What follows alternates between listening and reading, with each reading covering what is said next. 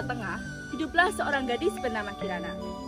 Kirana tinggal bersama sang ayah karena ibunya telah meninggal saat melahirkan Kirana. Meskipun demikian, Kirana sangat bahagia tinggal bersama ayahnya karena beliau sangat menyayangi Kirana. Di saat Kirana dan ayahnya sedang berbincang-bincang, tiba-tiba ayahnya menanyakan suatu hal yang membuat Kirana merasa sedih dan bingung.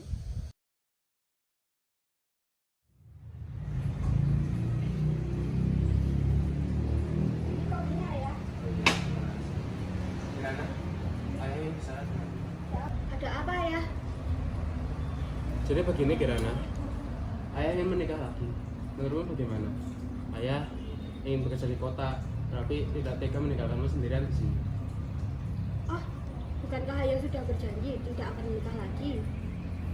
Itu memang benar, tapi ini semua demi kebaikanmu sayang. Baiklah, kalau itu kemauan ayah. Aku tidak akan memaksa ayah. Aku juga ingin melihat ayah bahagia. Baiklah. Jadi ayah akan menikahi seorang wanita yang ayah temui di kota. Dia bernama Batari. Dia juga memiliki 2 orang gadis yang seumuran denganmu. Ayah akan mengenalkannya kepadamu. Pasti kamu akan senang.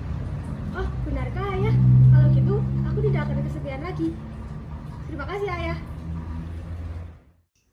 Beberapa hari kemudian, ayah Kirana pergi ke kota untuk menikah dengan Batari. Setelah itu, ayah Kirana dan Batari pulang ke desa untuk tinggal bersama Kirana. Kejutan, ayah mau hadiah untukmu sayang. Ini wanita yang ayah ceritakan padamu.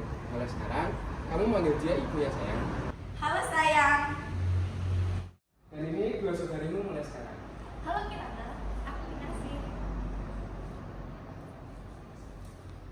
Halo Kirana, aku Kartika. Aku harap kita bisa akrab dan selalu rukun. Baiklah. Hari-hari pun berlalu. Sudah 2 minggu Batari dan anak-anaknya tinggal di desa tersebut. Namun lama-kelamaan sifat asli mereka mulai muncul. Batari tidak pernah memasak untuk keluarganya.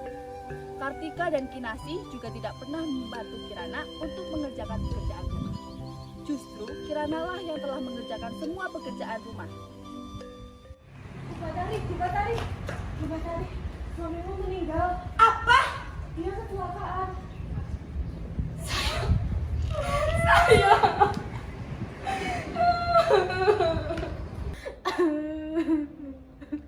Kenapa semua orang yang menyayangiku pergi meninggalkanku?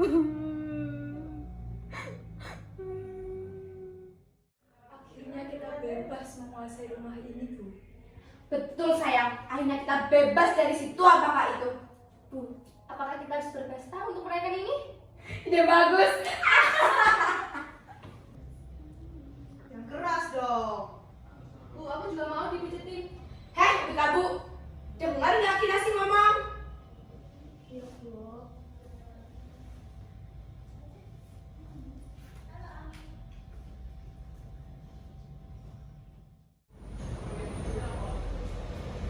Heh, Bika Bu. Mesin cuci bututmu itu rusak. Cuci semua baju ini di sungai sekarang. Jangan sampai pulang sebelum semua ini bersih. Oh ya, ingat satu lagi. Jangan sampai baju kesayangan aku hanyut di sungai. Awas kalau hanyut. Semenjak ayahku meninggal, keluargaku tidak harmonis lagi. Mengapa bisa begitu? Kukira ibuku sangat baik, namun ternyata dia sangat jahat. Yang sabar ya.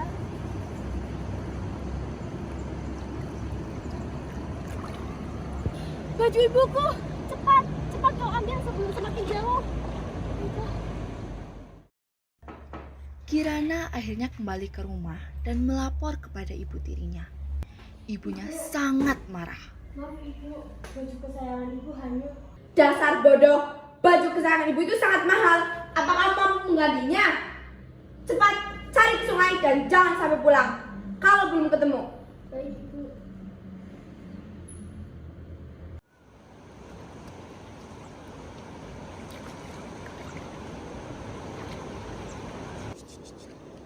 Mbak Kirana, cari apa? Permisi mas, lihat baju yang hanyut tidak? Jadi kamu lihat nggak? Nggak lihat deh. Aku lihat nggak bajunya. Tadi aja ke sana. Ke sana ya.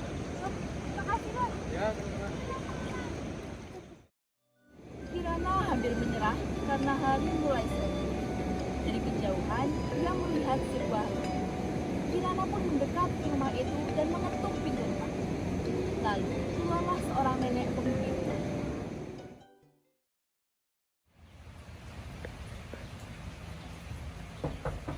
Permisi. Ada apa gadis cantik? Aku sedang mencari baju ibuku yang hilang. Apakah nenek melihatnya? Sepertinya saat aku mengambil air tadi aku menemukan sengaja. Jadi saja itu milik ibuku. Mari masuk. Sudah diambil.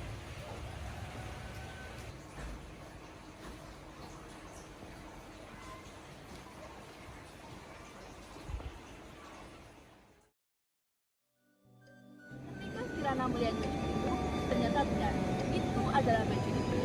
Kirana sangat berterima kasih kepada nenek itu. Karena hal itu malam, nenek itu meminta Kirana untuk menginap di rumahnya, bahkan tinggal di rumahnya selama 3 hari. Rumah nenek ini sangat berantakan. Sebaiknya aku membersihkannya dan aku juga harus memasak makanan untuk nenek itu. Sepertinya ia tinggal sendiri di sini. Selama tinggal di rumah nenek itu, Kirana sangat rajin. Nenek pun sangat senang kepadanya. Hingga pada hari ketiga, ketika Kirana akan pulang, nenek itu memberikan hadiah kepada Kirana karena sudah membantunya bekerja membersihkan rumah. Kirana memilih labu yang kecil karena ia takut tidak kuat membawa yang besar. Terima kasih nenek. Setelah mengucapkan terima kasih kepada si nenek, Kirana langsung bergegas pulang ke rumah.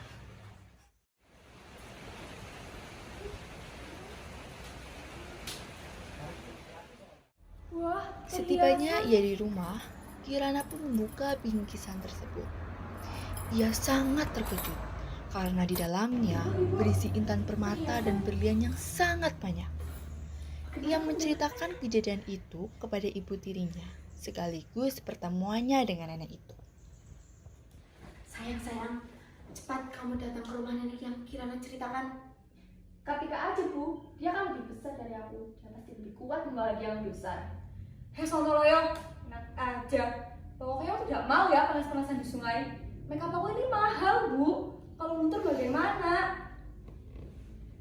Kinasi, kamu cepat kaya kan? Cepat kamu pergi ke rumah nenek itu dan lakukan hal sama seperti Kirana. Baiklah Bu. Oh ya ingat, kamu harus bawa hadiah yang lebih besar dari Kirana.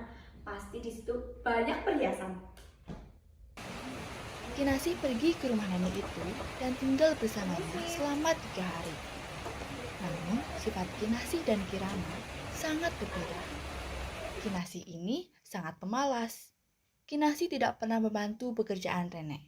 Kerjaannya hanya bersolek dan tidur.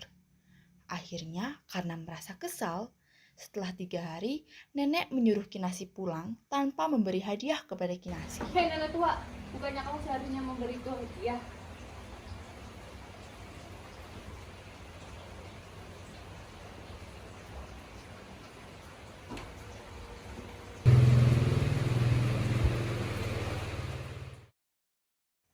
Setelah Kinasi sampai di rumah, Batari segera mengusir Kirana. Tidak lupa, mereka mengunci pintu dan jendela dari dalam.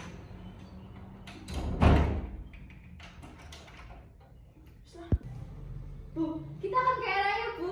Benar sayang, kau memang anak sayangan ibu. Bu, aku sudah bukan anak sayangan lagi. Cukup. Ini bukan waktunya untuk membicarakan itu. Ayo kita buka hadiah Namun ini. ternyata yang keluar dari hadiah tersebut bukanlah intan permata yang mereka bayangkan, melainkan ratusan dan puluhan kelabang, kalajengking, dan ular berbisa. Ratusan ekor binatang berbisa itu menyerang mereka. Mereka pun mati digigit oleh binatang-binatang berbisa itu akibat terlalu tamak. Pesan moral yang dapat kita ambil adalah kita tidak boleh tamak dan harus berbuat baik. Karena jika seseorang berbuat baik, Tuhan akan senantiasa menolong mereka. Jika seseorang berbuat buruk, pun Tuhan akan membalas perbuatan